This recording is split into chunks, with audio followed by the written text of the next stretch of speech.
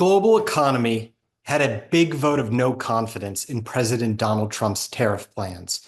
Trump's expanded tariffs rolled out on Wednesday. We're talking a 104% tariff against China, 20% against the European Union, 24% against Japan, and 25% against South Korea, among dozens of countries facing higher import taxes.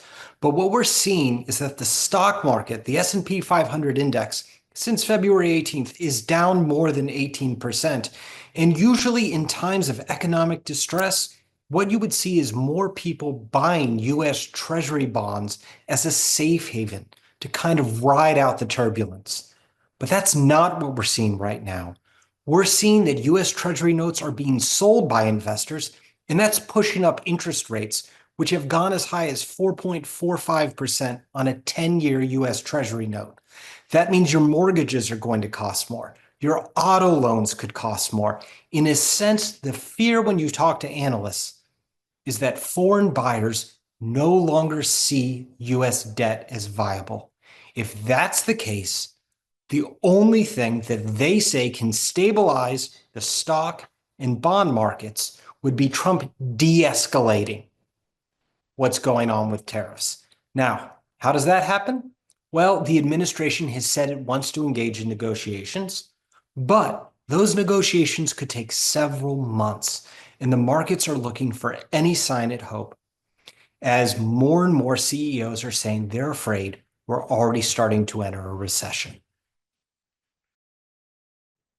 Even as the Trump administration says that countries are coming to them looking to negotiate the tariffs, we are seeing new risks form.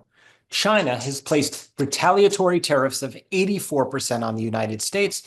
The EU rolled out its own retaliatory tariffs targeting things like peanut butter and motorcycles. And Canada has matched the United States' 25% tariffs on auto imports that don't comply with the 2019 USMCA, the trade deal that Trump himself negotiated during his first term. Many Trump advisors said that the world would have greater certainty once his tariffs were announced and went into effect. Instead, what we've seen is worse and worse uncertainty. We see trading partners like Vietnam, South Korea, and Japan say we want to engage in talks with the United States to figure out how to lower these rates. But we've also seen, because of these retaliatory measures, greater fears in the market and greater fears among consumers and voters who put Trump back in the White House specifically to lower prices and help the economy. Now, Democrats are saying his tariffs have unilaterally put the US on the road to ruin. So we're looking not just at financial risks, but political risks as well.